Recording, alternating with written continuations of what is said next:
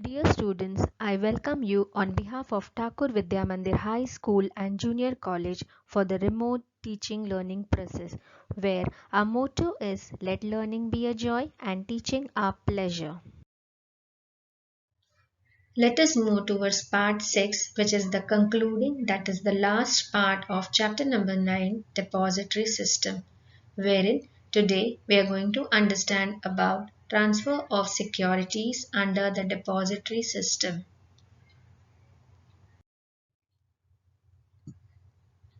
In our previous video, we already had started with the functioning of depository system.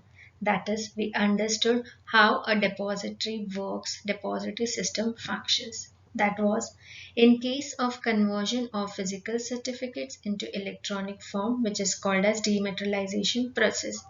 That is, we understood in depth the role of depository system whenever there is conversion of physical certificates into electronic form. Next, we also understood about the role of depository system whenever there is IPO, that is initial public offer.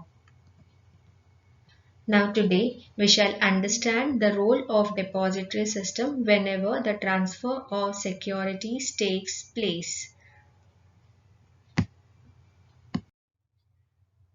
Let us now move towards last question, that is question number 12, which is explain in detail about transfer of securities under the depository system. Under the depository system, the transfer of security takes place not through the traditional method of transfer deeds and physical delivery of certificates, but it takes place through the modern system of effecting transfer of ownership of securities by means of book entry on the ledgers of the depository, and that too without the physical movement of securities.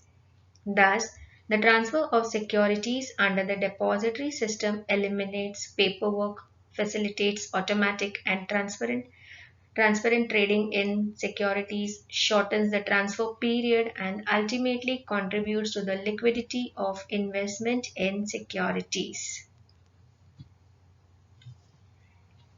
Now, transfer of security involves sale of shares from the viewpoint of transferor, which further includes market trade and off-market trade. Transfer of securities besides sale of shares, it also includes purchase of shares. So now let us understand both these categories in detail. Let us move towards the first category, which is in case of sale of shares. To begin with, the transferor, that is the investor of securities, has to inform the depository participant about his or her intention for sale of shares by means of issuing a slip, which is called as DIS, and the full form of the same being Delivery Instruction Slip. Further, the investor has to fill in complete details of the security that is to be sold in the delivery instruction slip. After filling the necessary details, the DIS must also be signed by the investor.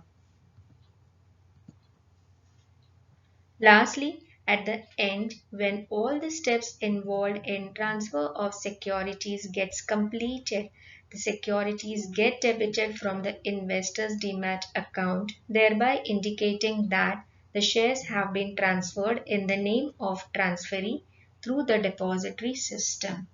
Now, as discussed earlier, sale of shares includes further two categories, that is off-market trade and market trade. So let us understand these two concepts in detail. Let us now understand in detail about off-market trade. The trade which is settled directly between two parties, that is the transferor and transferee, on terms and conditions which are mutually agreed between both, is called as market trade. Thus, it is nothing but a way of transferring shares to the transferee through the off-market route. Thus, in off-market trade, transfer of securities takes place without involvement of clearing corporation, share broker or stock exchange. Now over here, we need to understand about clearing corporation.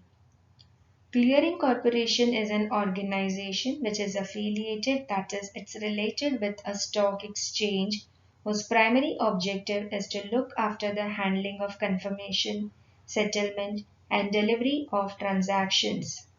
They are also referred to as clearing firm or clearing house. There are several clearing corporations in India. Some of them include Indian International Clearing Corporation, Indian Clearing Corporation, Metropolitan Clearing Corporation of Indian Limited National Securities, Clearing Corporation Limited, etc.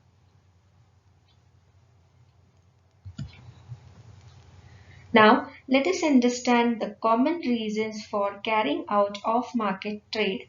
Firstly, it is legacy transfers, that is transfer of shares through a will. It is nothing but when a person receives shares from another person who has died through a copy of will. Then it could be in the form of gifting of shares to family members, next shifting of shares or transfer of securities between a client and sub-broker, etc. So off-market trade is basically the trade which is settled directly between two parties, that is the transferor and the transferee, without the involvement of clearing corporation, share broker or stock exchange. Now let us understand as to how the procedure for off-market trade takes place. Firstly, the transferor, that is the seller of shares, gives delivery instructions to his depository participant to move, that is to transfer the securities from his account to the buyer's account, that is the transferee's account. As discussed earlier, the transferor gives all such instructions by means of issuing DIS, that is delivery instruction slip. Next, on receiving necessary instructions from transferor, his DP transfers the securities to the buyer's account. However, the transferee, that is the buyer, will receive the credit of this securities in his account only through his or her DP. This indicates that the transferor's DP needs to communicate with the DP of transferee, and then only the securities can be accordingly transferred from the seller's account to the buyer's account. Further, such transfer can be done only when the transferee's DP sends the detail of transferee to depository, that is, it could be either NSDL or CDSL, and then receives confirmation from them. Thus, on receiving confirmation from depository, the transferee's DP immediately transfers the securities to the buyer's account.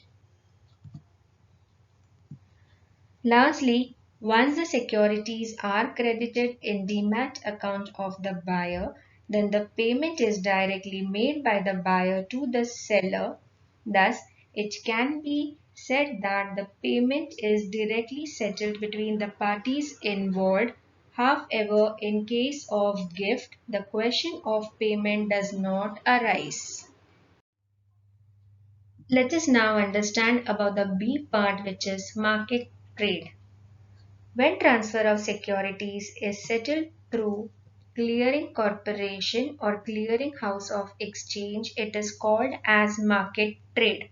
Thus, it means that in market trade, the transactions are not directly settled between two parties, that is the transferor and the transferee. Hence, in market trade, trading transactions are carried out through stockbrokers on a stock exchange.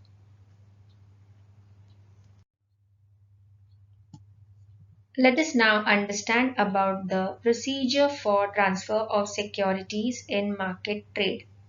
Firstly, The seller, that is the transferor, gives delivery instructions to his DP through the DIS, that is the delivery instruction slip.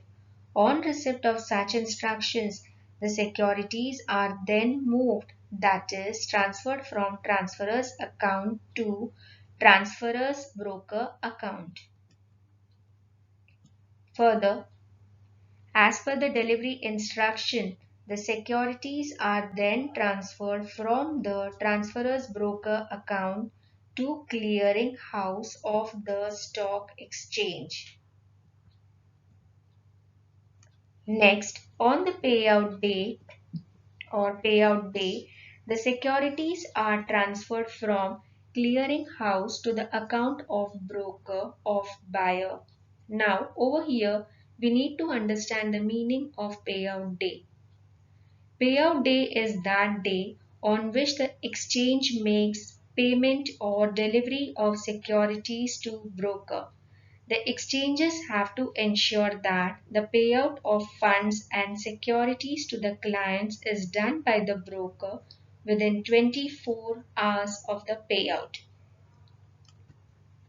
Lastly, after instructions and receiving confirmation from depository, the securities are then transferred from the buyer's broker account to buyer's account. So with this we have completed the first category, that is in case of sale of shares. Let us now understand the second category, which speaks about purchase of shares. Firstly, the transferee sends intimation to the depository participant giving complete details of the security bought. Further, the depository, after due process, that is after taking the necessary steps, informs DP to transfer the securities in the name of transferee. Lastly, the DP, that is depository participant, makes book entries in account of investor in order to record all the transactions relating to sales and purchases of securities. So with this we have completed the role of depository system even in case of transfer of securities. This was the last question of this chapter. Now, besides these 12 questions, we are also supposed to learn the distinguish between dematerialization and rematerialization. It is considered to be one of the important questions for distinguish between, which could be asked as a 4 marks question. And as discussed earlier, we have already understood the meaning of the term dematerialization as well as rematerialization. Let us have a quick revision of the same. Dematerialization is nothing but a process wherein the physical securities get converted into electronic form, whereas rematerialization is exactly the opposite of dematerialization, because over here it is nothing but the process wherein the electronic form securities get converted into physical form. Now, we also discussed that demat is an easy process, whereas remat is a time-consuming process. Now, all these points in detail explain the distinction between dematerialization and rematerialization.